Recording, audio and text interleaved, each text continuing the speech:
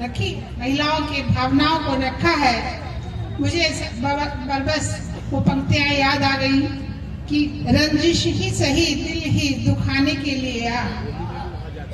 कुछ उसी तरह के मैंने भाव कि प्रीतम के आने और प्रीतम को पाने की जो वेदना है, जो अनुहार है, जो मनुहार है, उसको पूरी तरह से इन्होंने साकार कर दिया है। मैं अपने उद्गार व्यक्त किए बिना रोक नहीं पाई। सुमन जी, आपने बहुत अच्छा कहा। आपने देखा, मैं भागलपुर वासियों से भी कहूंगी कि महिला बहुत सशक्त होती है, लेकिन जब वो प्रेम करती है, जब वो सच्चे मन से किसी जुड़ती है, तो वो उसको निवेदन भी करती है, मनुहार भी करती है, और अगर उसका तिरस्कार हो तो फिर वो संहार भी करती है। लीजिए।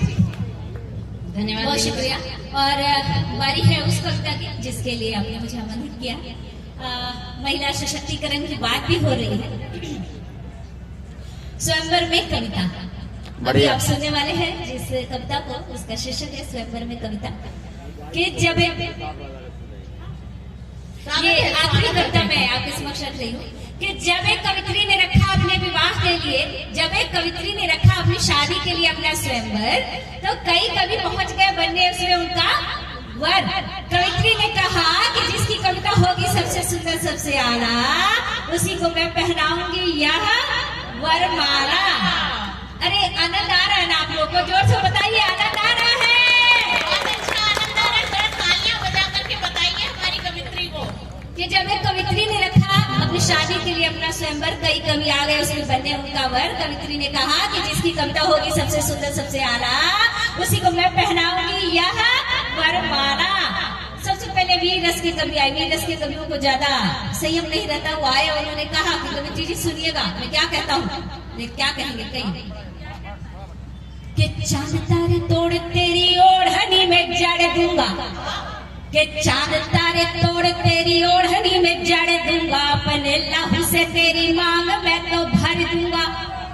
कि चांद तारे तोड़ तेरी ओढ़नी में जड़ दूंगा, अपने लहू से तेरी मांग मैं तो भर दूंगा। हीरे जवाहरात मूंगा मोती क्या चीज है, कि हीरे जवाहरात मूंगा मोती क्या चीज है, कि मैं तो तेरे चरणों में चाइना को धर दूंगा, तेरे चरणों में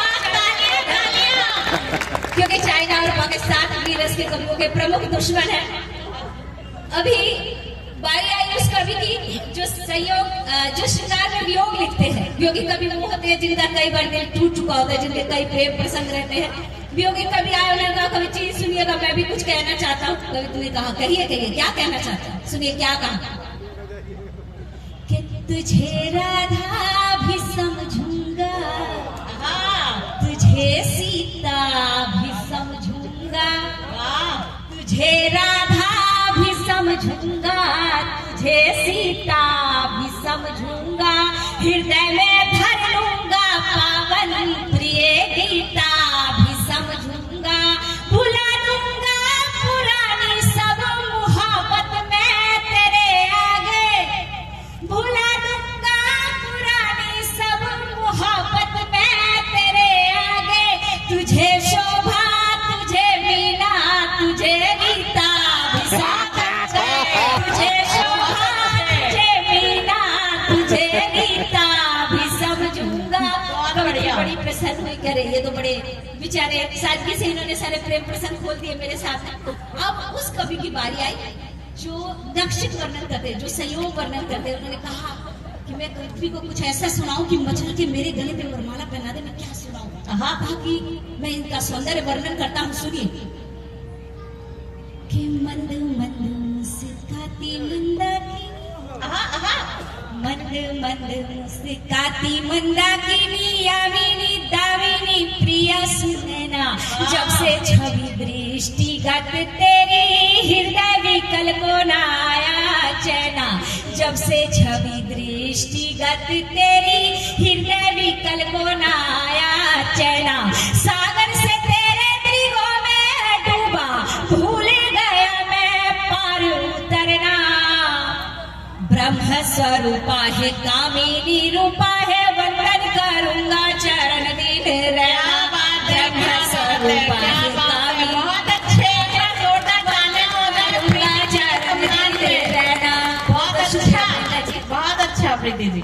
अभी भक्ति रस में कवि की बारी आई थी, कहा कि अरे ये तो बड़ा चटकार निकला ये कवि, मतलब चरण वंदना पे आ गया। अब ये मैं क्या सुनाऊं, इससे अच्छा मैं क्या सुनाऊं कि कवित्री प्रसन्न हो जाए और मुझे वरमाला पहनाए कि कवित्री जी आदरणीय अगर मेरी पत्नी बनती है तो मैं क्या करूंगा।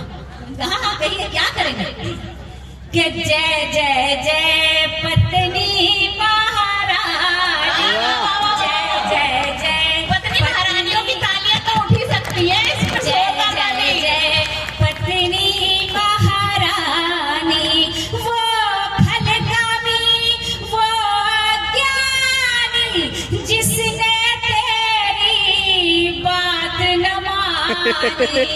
जय जय जय पत्नी महारानी, हे दुख हरनी हे सुख करनी, हम पातक तू जग कल्याणी।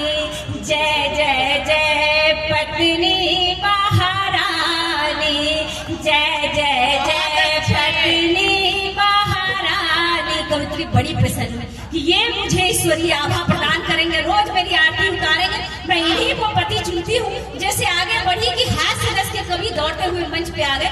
बोले अरे कवित्री जी हम हास्य रस के कवियों को कोई गंभीरता से लेता क्यों नहीं, हमारी भी इच्छा है हमें भी सुना जाए, हम भी कुछ कहना चाहते हैं।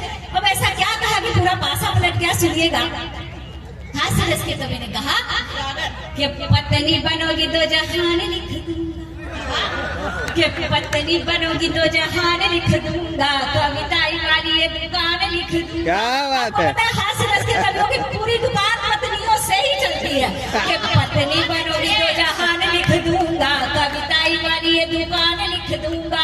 कि कोई गीत लिखे कोई छंद लिखेगा मगर, कि कोई गीत लिखे कोई छंद लिखेगा मगर, मैं तो पूरा पत्नी पुराण लिख दूंगा, पत्नी पुराण लिख दूंगा, मैं तो पूरा पत्नी पुराण लिख दूंगा। आप समझ सकते हैं हास्य रस के कवि ने ही उस स्वयंवर को जीता।